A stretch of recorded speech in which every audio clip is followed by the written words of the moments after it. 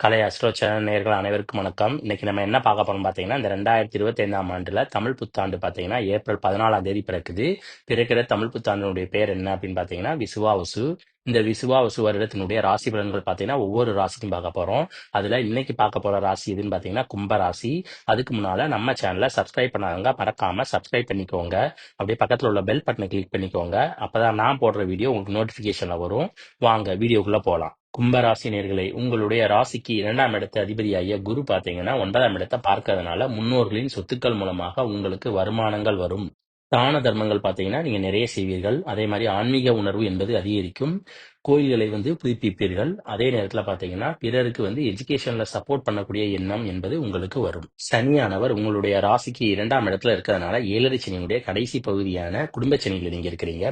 இந்த சமயத்துல பாத்தீங்கன்னா பேசுற பேச்சுல குடும்பத்துல ரொம்ப கவனமா இருக்கணும். இல்லைன்னா உங்களுடைய பேச்சுக்கள்னாலே பாத்தீங்கன்னா குடும்பத்துல குழப்பங்கள் ஏற்படுவதற்கான வாய்ப்பு இருக்கிறது. சனி வக்ரமான காலங்கள்ல பாத்தீங்கன்னா பெரிதான அளவுக்கு பாதிப்பு என்பது இருக்காது. ஜூலை மாசம் 13ஆம் தேதியிலிருந்து நவம்பர் 28ஆம் தேதி வரைக்கும் பாத்தீங்கன்னா சனி வக்ரமா இருக்காரு. அந்த சமயத்துல மட்டும் பாத்தீங்கன்னா குடும்பத்துல ஒரு நல்ல முன்னேற்றம் என்பது இருக்கும்.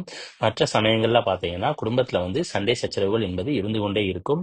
அதனால நீங்க பேசுற பேச்சுல மட்டும் கவனமா இருங்க. இந்த சனியானவர் உங்களுடைய ராசிக்கு 12ஆம் இடத்து அதிபதி. அவர் 2ஆம் வீட்டுல இருக்கிறதுனால குடும்பத்தின் மூலமாக உங்களுக்கு விரைய செலவுகள் என்பது அதிகரிக்கும். அதனால நீங்க செலவுகளை சுருக்கி செய்வது நல்லது.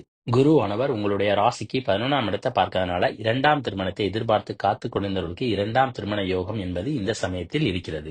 குருவினுடைய பார்வையானது உங்களுடைய ராசியின் மேல விழுகுது. இதனால உங்களுக்கு எவ்வளவு பெரிய களங்கங்கள் ஏற்பட்டாலும் உங்களுடைய பெயர் புகழ் செல்வாக்கு என்பது குறையாது. ராகுவானவர் உங்களுடைய ராசியின் மேல இருக்காரு. குருவினுடைய பார்வை இருக்கிறதுனால இருக்கின்ற புகழைத்தான் அதிகப்படுத்த செய்வார். கேதுவானவர் உங்களுடைய ராசிக்கு 7ஆம் இடத்துல இருக்கிறதுனால கணவன் மனைவிக்குள்ள பாத்தீங்கன்னா அடிக்கடி சண்டை சச்சரவு என்பது வரும்.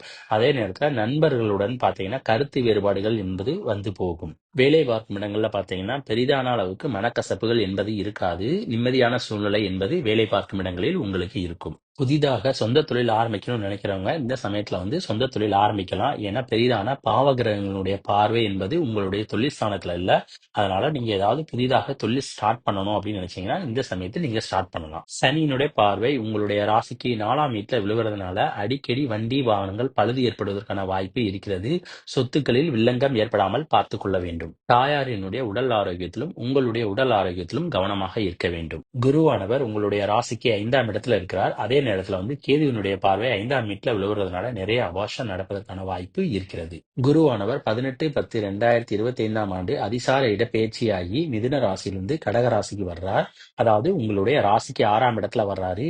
இதனால உங்களுக்கு கடன் அல்லது நோய்கள் ஏற்படுவதற்கான வாய்ப்பு இருக்கிறது. அதே நேரம் வேலை பார்க்கும் இடங்கள்ல பாத்தீங்கன்னா நல்ல அனுசரணையான சூழ்நிலை என்பது மேலதிகாரிகளுடன் உங்களுக்கு இருக்கும். ராகுனுடைய பார்வை 11ஆம் வீட்டுல விழுகுது. அதே நேரத்துல சனியினுடைய பார்வையும் 11ஆம் வீட்டுல விழுவதனால கால்நடைகளை வளர்ப்பவங்க பாத்தீங்கன்னா கவனமாக இருக்கணும். இல்லை என்றால் கால்நடைகளுக்கு நோய்கள் ஏற்படுவதற்கான வாய்ப்பு இருக்கிறது. அக்டோபர் மாதத்துக்கு பிறகு குருவானவர் உங்களுடைய ராசிக்கு 12ஆம் இடத்தை பார்க்கறதுனால நிம்மதியான உறக்க நிலை என்பது இந்த சமயங்களில் உங்களுக்கு இருக்கும். குருவினுடைய பார்வையானது உங்களுடைய ராசிக்கு 2ஆம் வீட்டுல விழுவதனால வீட்டுல சுபகாரிய நிகழ்ச்சிகள் நடைபெறுவதற்கான வாய்ப்பு இருக்கிறது. அந்த சுபகாரிய நிகழ்ச்சிகளின் மூலமாக உங்களுக்கு விரைய செலவுகள் ஏற்படும். அப்புறம் திருமண யோகத்தை எதிர்பார்த்து காத்து கொண்டிருந்தவர்களுக்கு திருமண யோகம் என்பது இந்த சமயத்தில் இருக்கிறது.